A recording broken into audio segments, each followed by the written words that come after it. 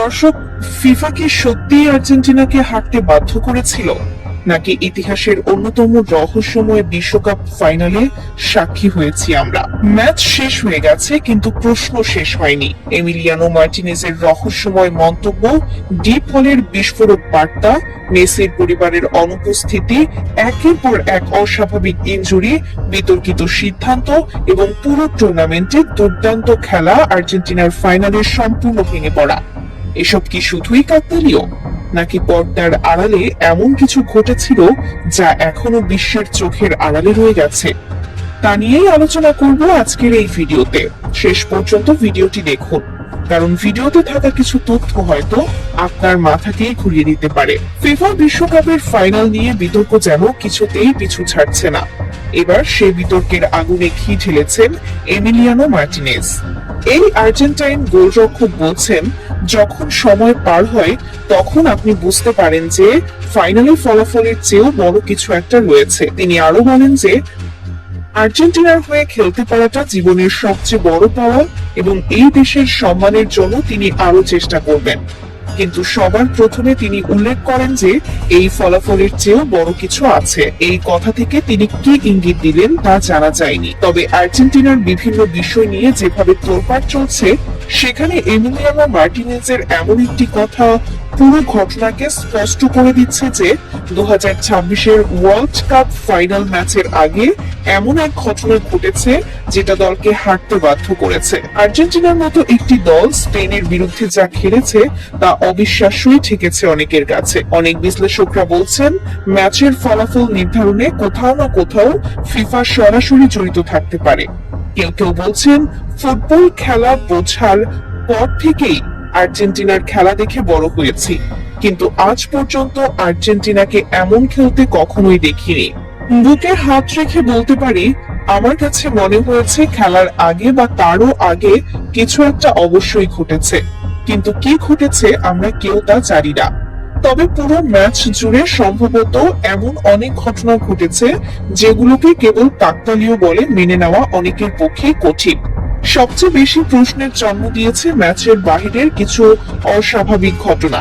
পুরো টুর্নামেন্ট জুড়ে মেসির স্ত্রী ও সন্তানদের প্রায় প্রতিটি গুরুত্বপূর্ণ ম্যাচে গ্যালারিতে দেখা গেলেও সবচেয়ে বড় মঞ্চ ফাইনাল ম্যাচেই তারা সম্পূর্ণ অনুপস্থিত ছিলেন। একইভাবে আর্জেন্টিনার প্রেসিডেন্টেরও ফাইনালে উপস্থিত থাকার ব্যাপারে আলোচনা থাকলেও শেষ পর্যন্ত তাকেও মাঠে দেখা যায়নি। শুধু তাই নয়, পুরো আসরে নিয়মিত গ্যালারিতে উপস্থিত থাকা আর্জেন্টাইন তারকা ও আতলেটিকো মাদ্রিদের প্রধান কোচ ডিয়েগো সিমিওনেকেও ফাইনালের দিন আর দেখা যায়নি। এসব ঘটনার প্রত্যেকটির আলাদা ব্যাখ্যা অবশ্যই থাকতে পারে, কিন্তু যখন সবগুলো ঘটনা একই দিনে একই ম্যাচকে ঘিরে ঘটেছে, তখন স্বাভাবিকভাবেই প্রশ্ন তৈরি হয়, এগুলো কি নিছক কাকতালীয়, নাকি অন্য কোনো কারণ ছিল, নাকি এর পেছনের গল্প অন্য কোনো ভাবে সাজানো হয়েছিল? প্রশ্নটা থেকেই যায়। মাঠের ভেতরের ঘটনাগুলো সেই প্রশ্নকে আরো জোরালো করে। আর্জেন্টিনার অন্যতম ভরসা লাউতারো মার্টিনেজকে 1 মিনিটের জন্য স্ক্রিনে দেখা গেল না, খেলানো তো দূরের কথা। এরপর হাফ টাইমে এমিলিয়ানো মার্টিনেজের ডাবল ইয়েলো থেকে লাল কার্ড ম্যাচের গতিপথ সম্পূর্ণ বদলে দেয়। এসব ঘটনা আলাদাভাবে দেখলে হয়তো সাধারণ মনে হতে পারে, কিন্তু একসঙ্গে বিশ্লেষণ করলে অনেকের মনেই স্বাভাবিকভাবে প্রশ্ন জাগে, ফাইনালের আগে বা চলাকালে এমন কিছু কি ঘটেছিল যা সাধারণ দর্শকদের অজানা রয়ে গেছে? এরপর আসে একের পর এক ইনজুরির ঘটনা। লিসান্ড্রো মার্টিনেজ, যে খেলোয়াড় সাধারণ ম্যাচেও রক্ত পড়া অবস্থায় ব্যান্ডেজ বেঁধে খেলা চালিয়ে যায়, সেই খেলোয়াড়ই কিনা ফাইনালের মতো ম্যাচে প্রতিপক্ষের কোনো স্পর্শ ছাড়াই ইনজুরিতে পড়ে এবং খেলা শুরুর মাত্র 25 মিনিটের মধ্যে মাঠ ত্যাগ করে।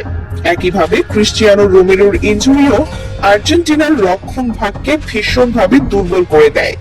এর সঙ্গে স্কালোনির একের পর এক অস্বাভাবিক ও প্রশ্নবিদ্ধ বদলে পুরো ম্যাচের চিত্রকেই যেন আরো রহস্যময় করে তোলে।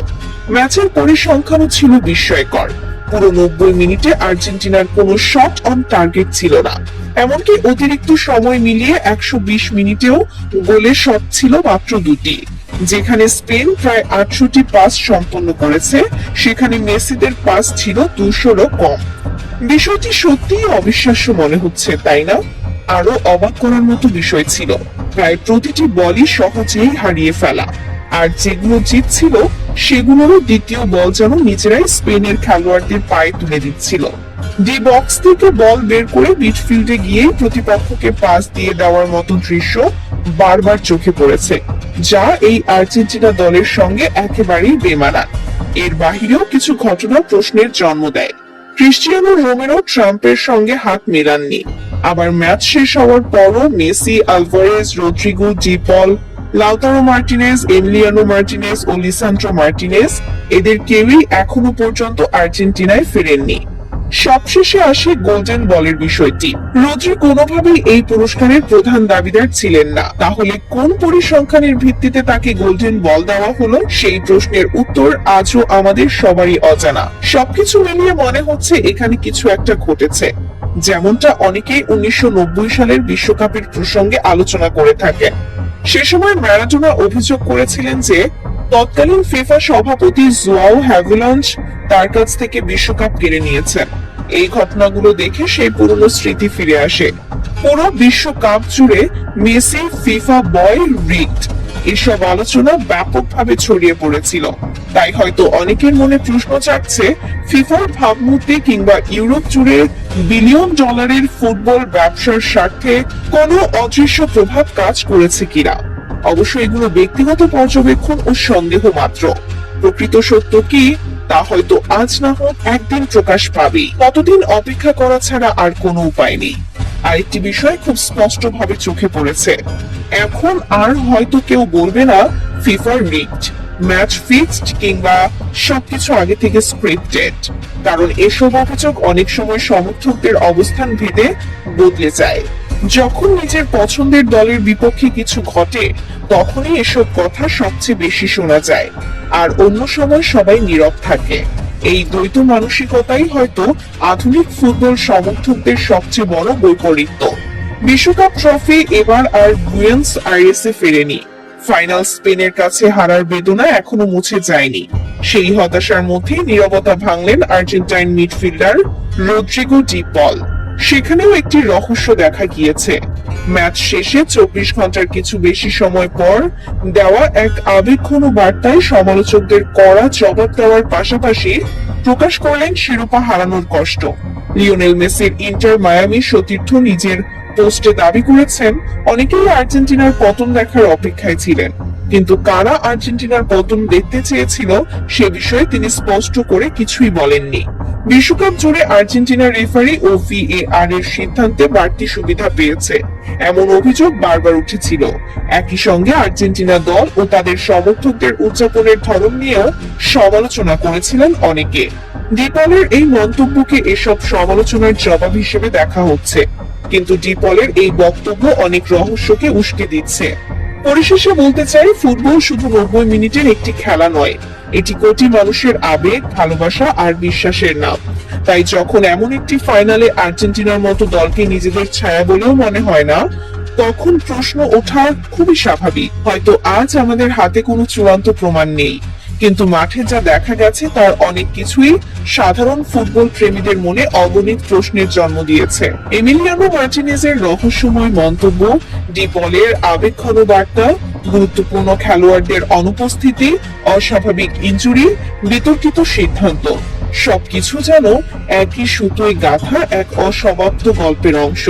তবে একটি বিষয় নিশ্চিত, একটি পরাজয় কখনো আর্জেন্টিনার ইতিহাস, মেসির উত্তরাধিকার কিংবা দলের লড়াইয়ের মানসিকতাকে মুছে দিতে পারবে না। সুপ্রিয় দর্শক, আপনাদের কি মনে হয়, ফাইনালে যা ঘটেছে তা কি শুধু একটি খারাপ দিনের ফল, নাকি এর পেছনে এমন কোনো অজানা সত্য রয়েছে যা এখনো বিশ্বের সামনে আসেনি? আপনার মতামত অবশ্যই কমেন্টে লিখে জানান। ভিডিওটি ভালো লাগলে লাইক দিন এবং এমন বিশ্লেষণধর্মী ভিডিও নিয়মিত দেখতে আমাদের চ্যানেলটি সাবস্ক্রাইব করে পাশে থাকা বেল আইকনটি অন করে রাখুন। ধন্যবাদ।